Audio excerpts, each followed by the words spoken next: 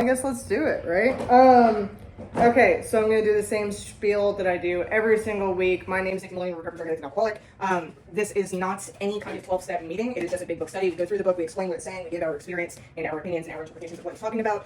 Please do not mention any 12-step fellowships. We're not affiliated with any of them, right? If you say any anonymous things, we're gonna cut it out, and I'll be like, please don't. Right. And it is recorded and put on YouTube, so if you do not want your name on it or anything like that, then please just don't say it, and don't call each other by your names, and I won't either. But yeah, great. We're on page 19. I think we finished the first paragraph, but I think we should just go ahead and read the first paragraph just for the sake of context. Yeah, okay. So it says, none of us makes a sole vocation of this work, nor do we think its effectiveness would be increased if we did.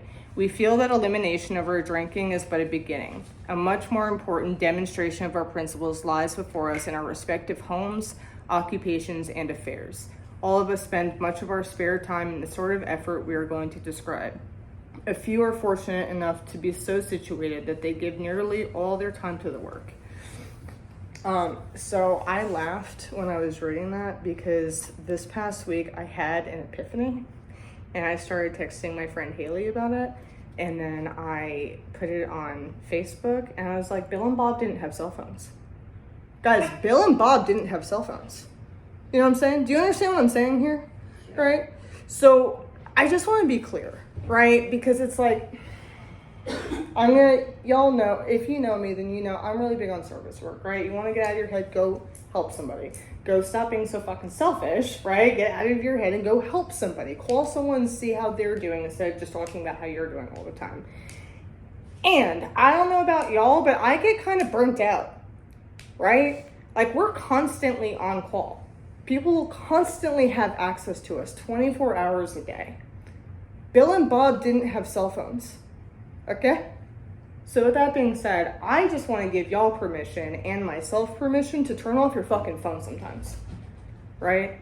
If you're sponsoring 10 women and they're blowing you up 24 hours and you're trying to set boundaries of like, hey, I gotta be out of pocket for today, that's not selfish. That's not wrong. It's okay. The way that they're saying like, no one, and it's because I was reading this when I got home, none of us make a sole vocation of this work, nor do we think its effectiveness would be increased if we did. My entire life doesn't have to be revolved around constantly answering people's phones. So when I sponsor women, like I sit down and one of the first things I tell them is, I am not God, right? I am not your mother. I am not your bank. I am not your psychiatrist. I am not your therapist, and I'm not your Uber, right? Like I am going to play that part a little bit for each one, right? And I'm not any of those things, right? So if you're having a bad day and you relapse because I didn't answer the phone, I want to be really clear. You did not relapse because I didn't answer the fucking phone, right? Just like, oh, I couldn't get to a meeting today, so I relapsed. It's bullshit. Meetings don't keep you sober, right? I'm placing way too much reliance on one group and one human. Where is my reliance supposed to be? God. Right, my connection to my higher power, right? It's not that I'm going to accept everything, I'm going to be just fine, and I'm going to feel forgiveness and feel just fine, and it's all these different things. It's the connection that I have through the demonstration of these spiritual principles, right? That now I feel connected with this power that's bigger than myself, and like I always say, like if your God is Jesus, your God is Allah, or your God is the power that makes the trees grow, literally no one fucking cares, right? It's all the same shit. And whatever your deal is, great. I'm more hippy dippy. You can see a little chakra shit going on my arm. Like, that's my deal. I'm not religious to any extent. So when I say God, I mean God is your choosing, your understanding, right? But I cannot put that much reliance on any human and think I'm going to be okay, right? So when I sit down with them for the first time, I tell them, like, I need you to utilize your fellowship, right? Especially if you live in a sober living situation. Especially if you are, and this is, I think, like, I'm never going to tell someone they have to go to 90 meetings in 90 days. I think that's bullshit.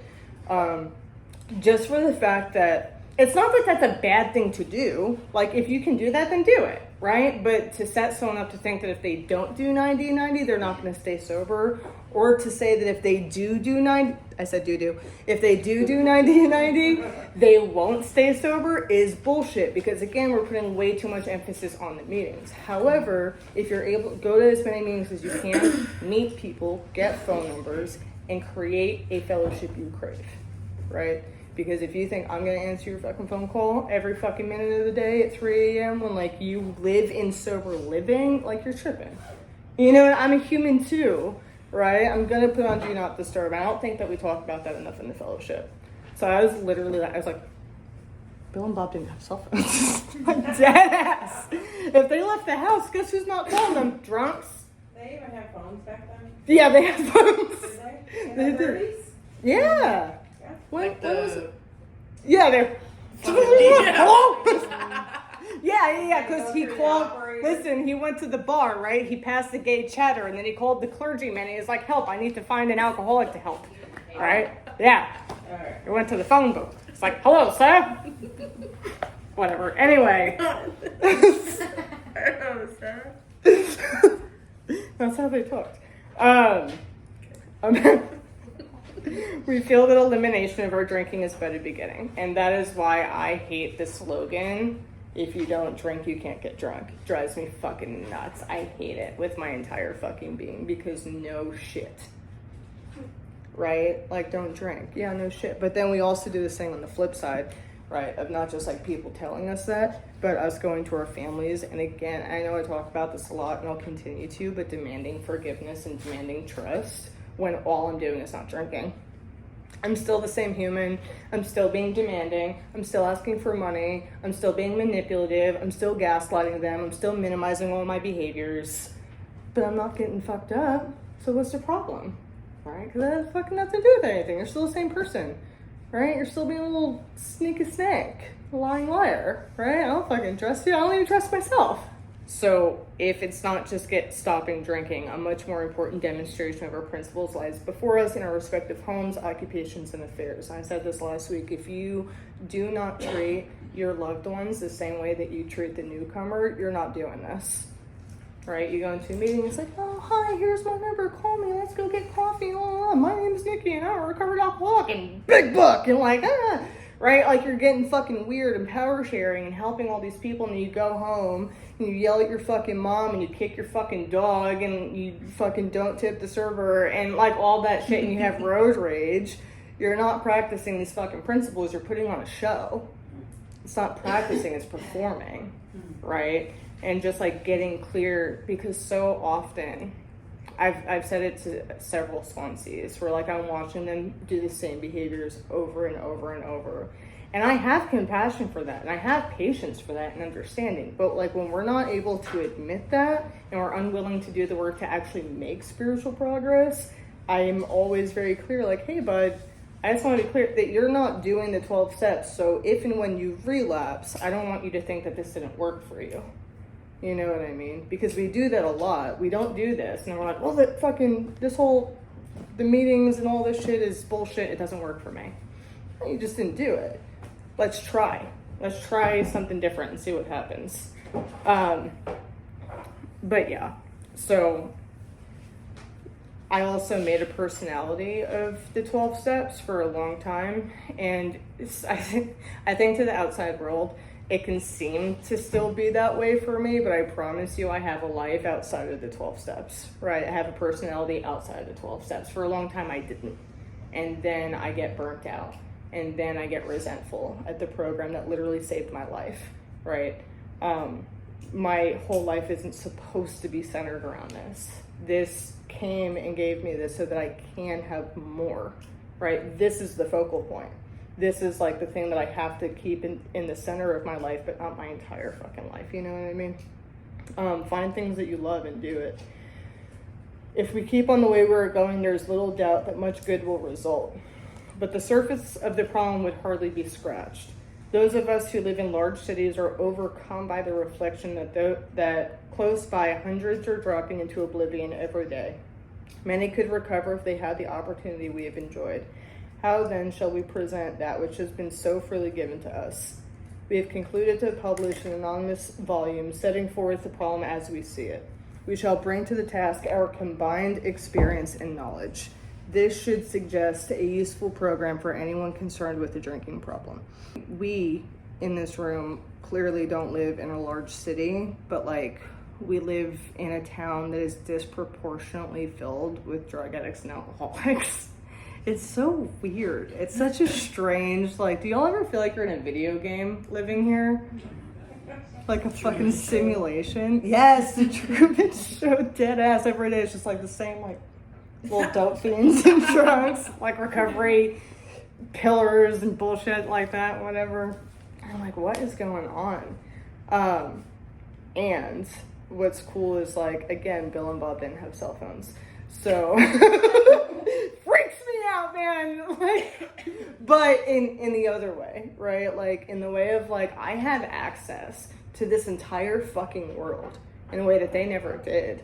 And that's pretty fucking cool. Because, again, like, I'm from New York, right? And almost all of my friends are fucking dead. Like, that's the truth, right? Like, I have this list, this fucking laundry list of humans that I fucking love. They're no longer with us. And those are just people that were pretty close to me. You know what I mean? Forget everyone, all the other acquaintances, all the friends of friends, all the people that, like, I saw the RIP post from everyone else. You know what I'm saying? And, like, that's the reality of it. So I'm aware, and I talked about last week, right, my stepfather not wanting to go to a certain 12-step fellowship because he didn't understand why he should go to a place where all they did was talk about their problems. And I'm like, you shouldn't. He's like, how is that going to keep me sober? I'm like, it won't. It fucking won't. It sucks that that's all you think you have access to. But little do you know, there are these meetings tucked away in New York and Long Island that have these really great humans that have recovered from a seemingly hopeless state of mind and body. They're going to take you through this work in a way that makes sense to you, in a way that is tailored to how you talk and how you think, right? And they're going to give you a solution that makes you not only not drink again, but have zero desire to do so. Not one day at a time, not staying away from triggers, and not having to go to a meeting 3 times a day. Just hopefully not drink just one more time, you know? And what's cool is I know those people. And I did not meet them when I was in New York. I met them because a friend of mine finally was ready to get sober, and she was in New York, so I called this guy Chris, and then Chris called his brother, and then his brother called this guy on Long Island, and this guy on Long Island called his friend Carrie, and then his friend Carrie is now my sponsor 10 years later, and is one of my favorite humans. And when people go to New York, I know I have a safe person for them. How fucking cool is that, right? So they produced this book hoping that, like, the word can get out, right? Because Bill and Bob didn't have cell phones, right? They didn't have internet. They didn't have Zoom. They couldn't, so they fucking make a book. And they have fucking salesmen and businessmen going around the fucking country. And they create meetings. They create an entire fellowship because they're aware that people are dying needlessly. And no one is telling them how to stay sober because no one knows. At this point, there wasn't really fucking treatment. Nothing's working. Carl Jung was like, I got nothing for you, you know? So I see that, and I get to be a part of this thing that's so much fucking greater, and to help less people drop into oblivion every day. And that's really fucking cool. It says, of necessity, there will have to be discussion of matters medical, psychiatric, social, and religious. We are aware that these matters are, from their very nature, controversial. Nothing would please us so much as to write a book which could contain no basis for contention or argument. We shall do our utmost to achieve that ideal. Most of us sense that real tolerance of people's shortcomings and viewpoints, and a respect for their opinions and our attitudes which make us more useful to others. Our very lives as ex-problem drinkers depend upon our constant thought of others and how we may help meet their needs. I have that highlighted. I have that underlined, I have that starred, the whole deal. And I want to be clear, right? So you missed me going a whole tangent. I'm going to say it one more time, right? It hit me the other day. Fuck you guys. The Bill and Bob don't have cell phones. Didn't. They're not still alive. They might be. Who knows? With Elvis or Tupac. But who knows, right? But they didn't have fucking cell phones. So when they're making this statement, do I stand by this statement? 100%. I should be consistently looking at how I can meet other people's needs, right? And back in the day, they didn't have fucking cell phones and they weren't on call 24/7. So it's okay to take a break from actually like doing all the things. Also, what I think is a really important distinction in this line is as ex-prom drinkers, our very lives depend upon our constant thought of others and how we may help meet their needs, not wants, right? I noticed when I worked in treatment for years, right? So you have this little weird community where it's just like this condensed, concentrated recovery thing, right? It's unlike anything else you're going to experience in the world. And you're getting hit from all angles as a client, right? 24/7 with, you need to help everyone. Stop fucking being a caretaker. Don't do everything for everyone else. Self-care. You're being selfish. You need to go help somebody. Constantly. It was very fucking conflicting for everyone. And I noticed it, right? And I swear, y'all know that that part in Nightmare Before Christmas when, and if anyone hasn't seen Nightmare Before Christmas, you can just leave, right? But that scene where he's like trying to figure out what Christmas is and he's doing all those science experiments. That's what I felt like one night combing over this book, thinking about that very thing that we were doing to our clients. Like, how does it make sense that you're supposed to focus on yourself and do the work and not enable, right? And not do all these fucking things for everyone else, but you're supposed to constantly help people and constantly have my thoughts on everyone else. How the fuck does it make sense? And what are we doing to these women by giving them these conflicting fucking ideas? And that was the word that finally made it make sense to me. Yes. So that's why you're supposed to do the steps in order. Yeah. You know what I mean? Like, Yeah. Because it is absolutely essential that you focus on yourself for the first 11 steps. You also, like, you can't, you know, it talks about in the book, like, you can't give something that you haven't got. Exactly. And so, like, it's really hard to Yeah. try to sponsor somebody when you have no fucking idea. Oh yeah, for sure. So- Absolutely. And I am a walking testament of when you try to do for others constantly and never for yourself, it will lead you straight to the bathroom floor with the pipe in your mouth. Yeah. No. Yeah. And I agree with that to an extent, right? Because when I get into this program, the way that I was taught and the way that I have found to be very effective is I immediately start helping people and I help try to meet their needs. But now I have people who came before me that are helping me to discern when I'm doing it out of selfish reasons, right? Because I want to save you, I want to rescue you, I want to play God, I want to be seen a certain way, and I want to take care of all your wants and actually have no idea what anyone's needs are, right? So that's why I don't sponsor anybody, right? The way that I did it in the way that I take sponsees through is my hope is to get you sponsoring people within 30 to 90 days, right? Because we should already be through the work. You're going to be 10-stepping, ASAP, because it's just simple, right? And it says that we start to do that as we're cleaning up the past, right? Which is throughout the whole thing. Once I start making amends, then I should already be doing that at least. I should already be praying and meditating, and it's time to start sponsoring women, right?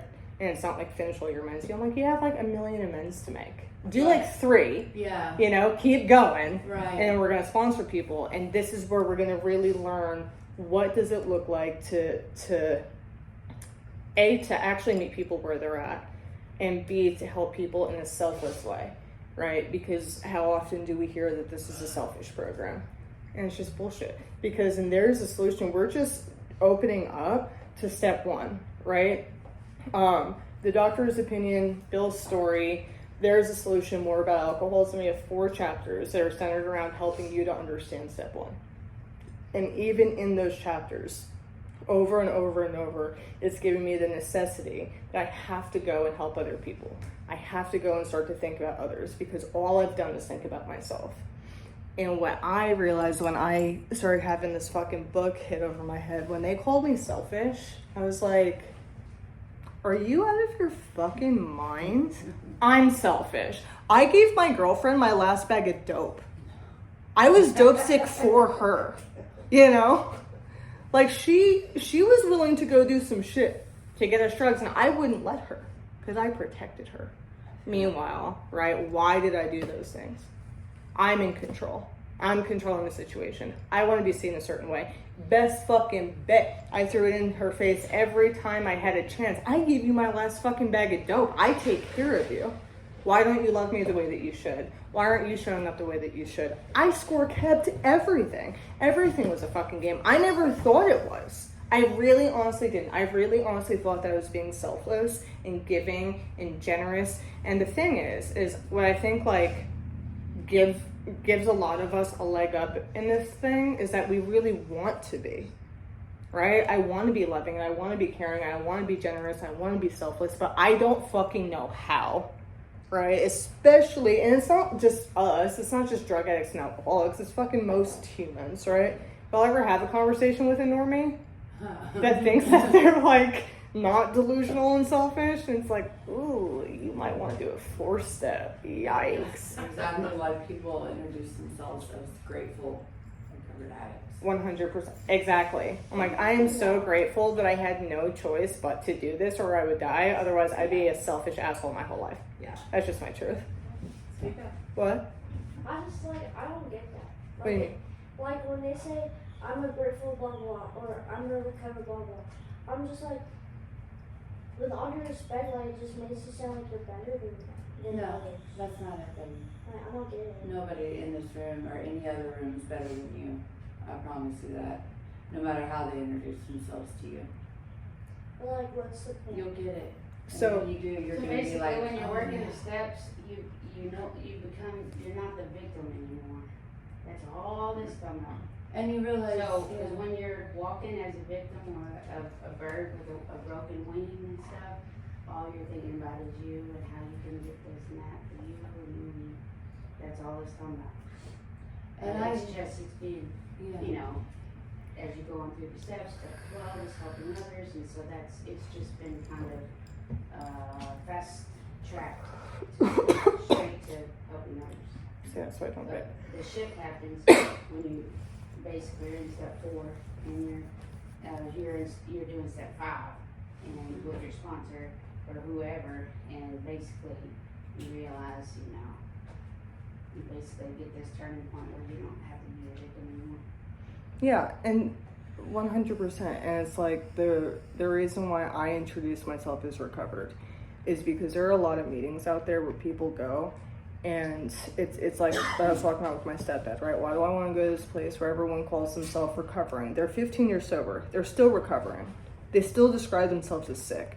They still say that every single day they have to ask God to keep them sober. They still say that every single day, just one day at a time, all they have is 24 hours. And to the newcomer, they're like, what's the point? It's miserable. Right. If I'm gonna be here for the rest of my life and I have to fight to stay sober, I don't know about y'all, I'd rather fucking go out. Same. I'd rather go out a drug addict. I'd rather die. Right. Right? So when I say I'm recovered in a meeting, it's not a flex, right? Because I want to be really clear that I'm not sober because I'm smart. I'm not sober because I'm funny. I'm not sober because I'm strong, right? Or any of that shit. Because strength has nothing to do with it. I am sober because I had a fucking ounce of willingness and an ounce of humility. And I was lucky enough. I'm not even going to say blessed because I feel like that makes it seem like God was like, you know what? You get these people and other people don't. Fuck that. I was lucky enough. Circumstances fucking put me in this position where other humans were like, you can become recovered. If you do this stuff, the way that this book laid it out, the way that I'm asking you to do it, you will never have to fight to stay sober again. That's right. Right? Yeah. So then I go to those meetings and I am obligated to introduce myself as a recovered drug addict / alcoholic, whatever fellowship I'm in that day. right? So that the newcomer sees that, like, it's just life now. I come to these meetings for you guys, right? I'm here just to show you this is how it happened, like, and to be in a place of maximum service. I want to be helpful. That's literally it. And I don't wake up and think about, how am I going to stay sober today? I wake up and I think about how badly I want to go back to sleep. Because I'm just a fucking human. You know what I mean? And the truth is, like, yes, I've gone through periods in my life where the first thought was like, how can I best serve God today?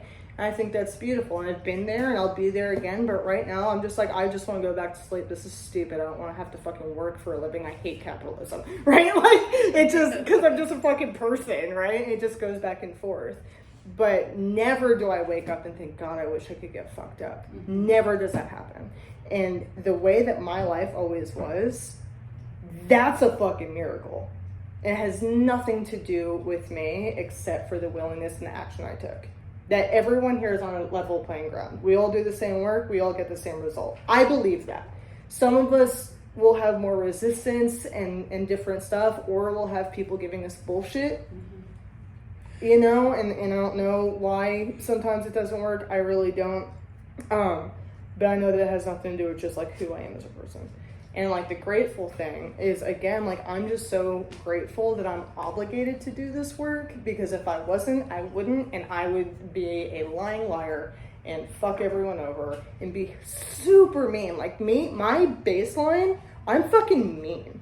I am a mean human. And it's, like, cropped up here and there recently. I'm like, oh, there it is. Okay. And the way that I do is, like, I'm going to protect people. I'm going to tell them what's up and stay away from this motherfucker right here. And I'm like, ooh. Don't do that. That's fucking mean. You're not God. Protecting people. The fuck? Because then that makes it seem like I believe that you're a victim and I have to protect you. And that's gross. You know? So like, if I met my sponsor last week and she was just like, cause I'm like through the steps, I still have a few amends to make, but she was like, you're going to be sponsored in 2 months, I'm gonna send a girl your way, and I'm just like, but I still wake up some days and like, I wish I could use, and like, I'm only 19, so I'm like, how can someone want me to sponsor them if I'm only like, I'm still a teenager? Yeah, man, because your experience makes you uniquely helpful, bro. Yeah. To speak on that, like the age thing, like Come that on. does not fucking matter. Like if, like personally, I shot dope like a fucking adult, and so I should be treated like one, and I'm gonna act like one, especially whenever it comes to like being of service to other people. I think also, like, if we're all in this fucking room right now, that does not have, like, that has nothing to do with age at all whatsoever. Exactly what Nikki said, like, your experience and what you've gone through will help others regardless of how old you are, regardless if you've gone to college or not, regardless of where you work, like, period. Do not let that shit get in the way, because I've struggled with that. I've had my confidence broken down because of, you know, old timers being like, well, I was using way before you were even born. And it's like, okay, dude, I don't give a fuck, dude. You know what I mean? Like, do not let that get in the way of you thriving in this program. Period. That's all I'm saying. And that's the thing, right? So it's like, that's the internalization of it.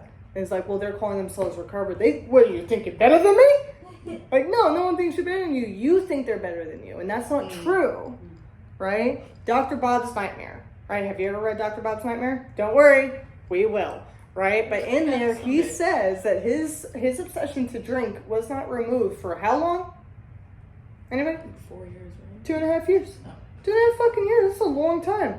Do you know what he did that kept him sober in all that time that he struggled to stay sober? Was it sponsored? It was sponsored. Yeah.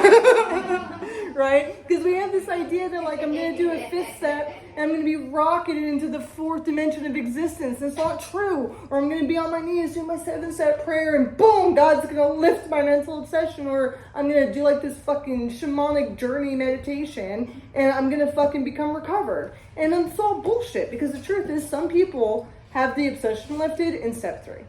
Some people, but then they lose it because they think they're good, me, right? And they're like, I don't have to do this. I'm God's favorite, right? Bullshit. Keep going or you're gonna lose it. Some people have become recovered in step 5. Some people become recovered in step 11. A lot of people don't become recovered for a long time. And that we were talking about that last week or 2 weeks ago, or whatever. It's like this time I got sober, I was like 9 months sober before the obsession left me. First time I got sober, 30 days. Rocketed. 4th dimension. Didn't stick. Because I stopped doing the shit. Right? And I started trying to meet people's wants instead of their needs. And I'm gonna fucking be the poster child of the 12 steps and get this tattoo at 8 months sober because I'm so fucking recovered. Shut the fuck up. I even got mind, body, soul because I prefer that to spirit because I knew better. That shows my lack of humility. Now I just make fun of that stupid little asshole that I was. You know what I mean? But sponsorship for a lot of people is like, that's where it really comes into focus. And a lot of times people are like, but I don't know anything. Yeah. I'm just a baby in this thing. I don't know anything. You have this. That's all you fucking need. 20 years sober say that shit. Literally. Yeah. And I hear people 20 years sober thinking they know everything. Yeah. You know what I mean? So it's like, it has nothing to do with quantity of sobriety. It has to do with quality of the work that you're doing internally and what you're willing to do. And you don't have to have this fucking memorized. You just have to be able to talk about it, take them through the 3. You'll understand, like, you're not going to keep someone on step 1 for a month because what the fuck are you doing? You know what I mean? Like, follow this and you're good. It's cool, man. And then if you need help, guess what? You have a sponsor. What the fuck do you think her job is? You know? She walks you through all of it, not just 1 through 11. They go to work, bring home some food. What? Go to work, bring I home like some. what you said about how different people have had their spiritual awakening, whatever, in different steps. Mm-hmm. And so it just kind of dawned on me, well, maybe I did have mine in 5, and that's why I'm so like, ugh, you know. Yeah. And I think that's why, anyway, it just brought a realization Yeah. to me. And that doesn't happen now, you know. Yeah. A lot of people feel worse So- after the 5th step. Come on. Feel like, ugh. For me, well, like the first time I got sober, it went like this, right? My 5th step, I felt like shit because I never saw any of it. I had no idea that I was that human. And I was like, oh my God, everything I do is a lie. What the fuck is wrong with me? In my 7-step prayer, I mean, it was like when Wizard of Oz, you know what I mean? When they went from black and white to fucking Technicolor, that was the moment I had. I'm dead ass. I was like, the air smells different. The fucking flowers look different. Colors are brighter. I mean, again, it didn't stick because I didn't do the rest of the shit. But I was just like, holy shit. This is a spiritual high. They exist. I find that so interesting how, like, not most, but some people, like, after the 5th step, they realize, like, oh, you know, this is what I did, blah, blah. But, like, for me, I was like, oh my gosh, I've never been able to tell someone this stuff. Mm-hmm. Like, it's all just been in here for 19 years. Yeah. I just was like, thank you. Thank God. Yeah. And that's a lot of people get that relief too, right? There's no one size fits all of like, this is how you're gonna, because a lot of times people are like, this is how you're gonna feel after your 5th step. These promises are going to start coming true. You got promises for step 3, step 5, step fucking 9, step 10, step 12. They are going to come to. Both. Yes. Wording. Just say yes. They're going to happen as the result of these steps. Sometimes quickly, sometimes slowly. That's right. And You know what I'm saying? Nice. Cool. Yeah, I appreciate that. Hell yeah, dude.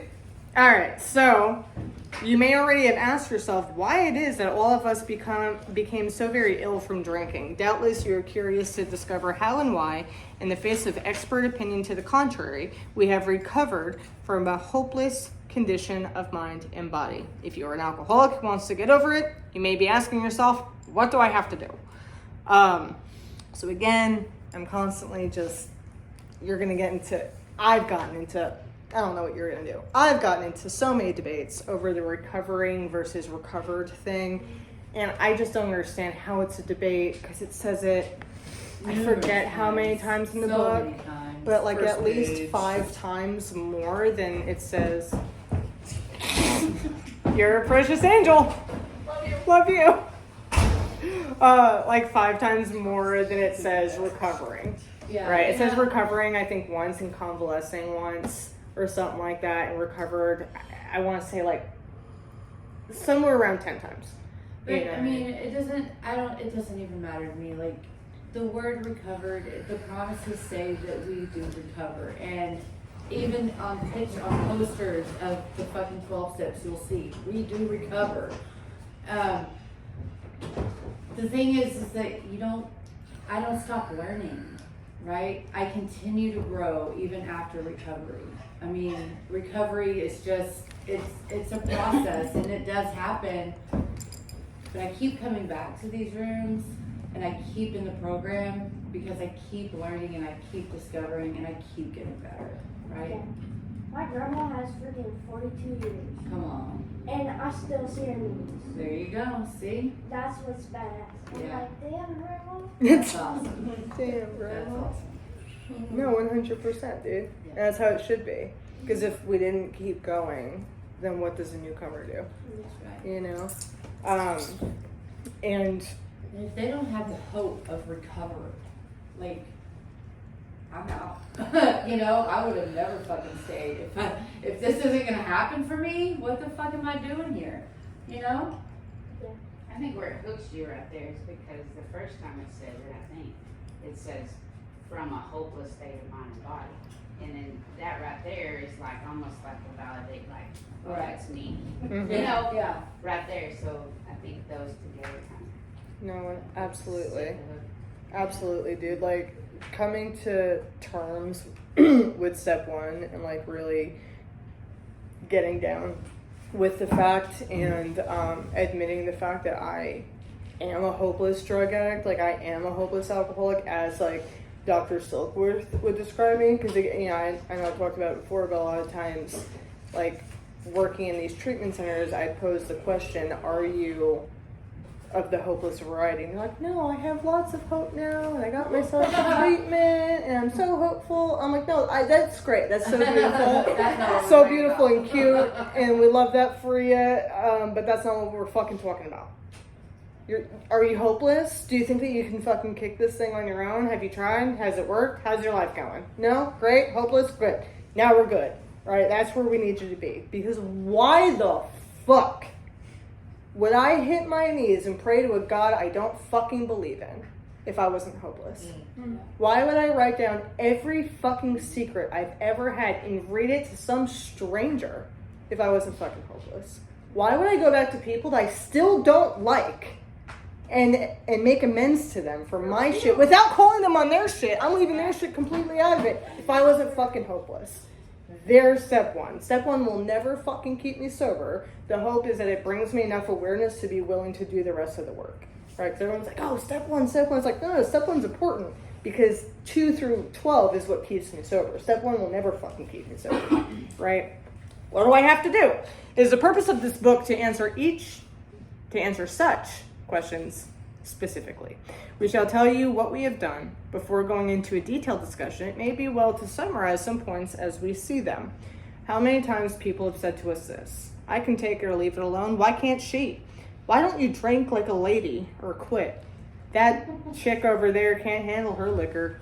Why don't you try beer and wine? Lay off the hard stuff. Her willpower must be weak. She could stop if she wanted to. Oh God, why does that still make my I heart know hurt? it does, right? You know? It just makes me cringe. Oh my every God. fucking time. They're It's such a almost sweet like partner. They're such a sweet partner. I should think she'd stop for their sake. The doctor told them if they ever drank again, it would kill them. But there they are, all lit up again. Bring it on.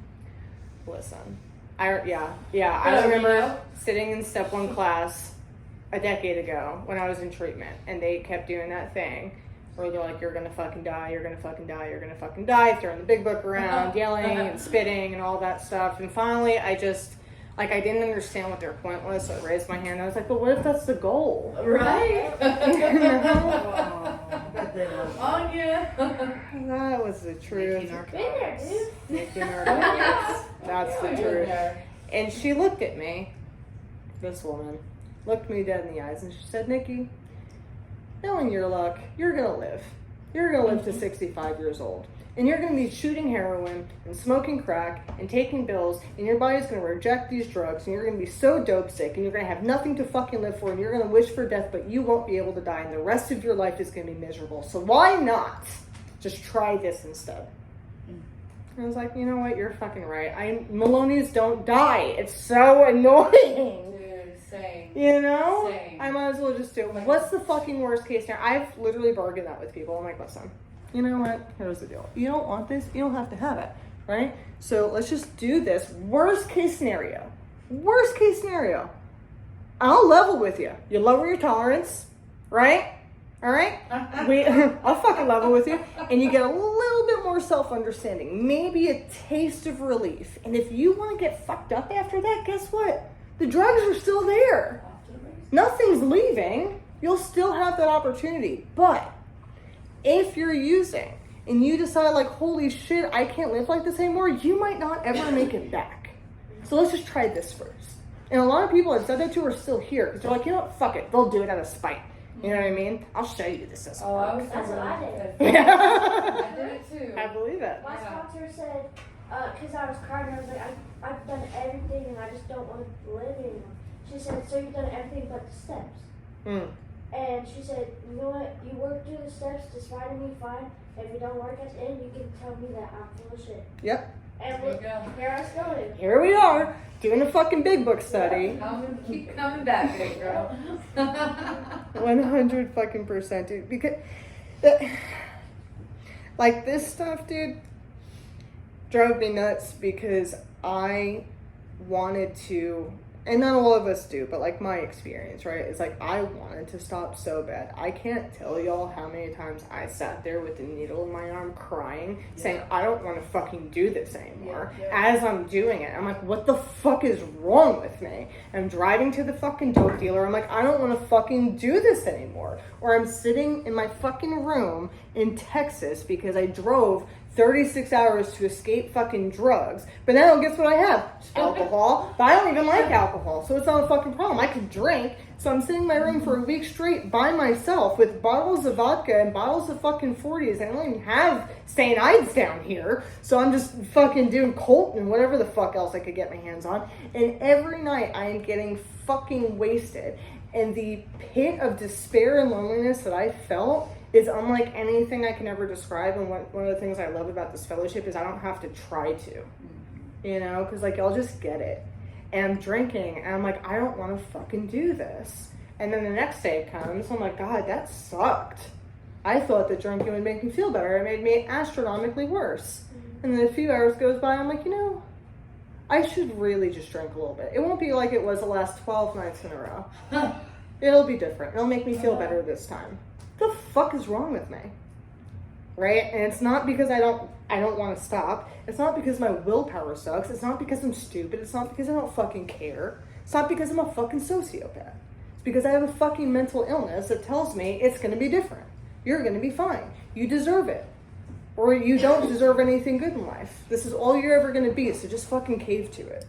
No one gives a fuck. No one loves you anyway. You're a burden. Just get fucked up. No one's going to find out. It's not that serious. And every fucking time, it brings me to my fucking knees without fucking fail. So just to finish that thought, now these are commonplace observations on drinkers, which we hear all the time. Back of them is a world of ignorance and misunderstanding. We see that these expressions refer to people whose reactions are very different from ours. It's impossible for a normie to understand the wreckage inside of me, just like it's impossible for me to understand the wreckage that I've created in other people's lives. You know? So the normies who try, the little LCDCs out there that are fucking trying to help us and they have absolutely no obligation to, fuck yes for them. You know? If your family is asking you how many meetings you went to, fucking be grateful. That's no shit.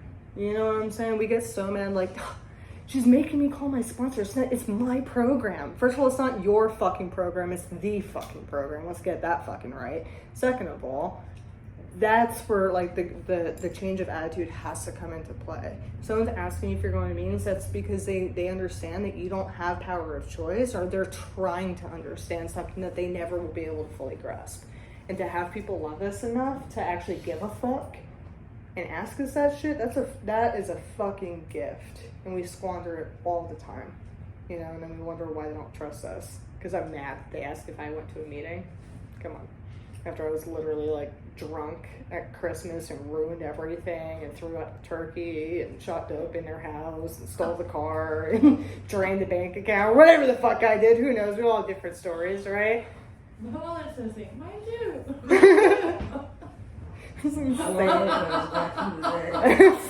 Oh, fuck that. Bad Thank God we don't times. have to live that way anymore. All right, well, it's the top of the hour, so that's a good place to stop. Of course, we only read 2 pages. That's not bad. We did a great job. We'll be done with this book in no time. Yeah. How Um, many years? Keep coming back. 12 years. That's all I got. With that, I'll pass. Thank you so much. Love you all. Thank you. Thanks, guys.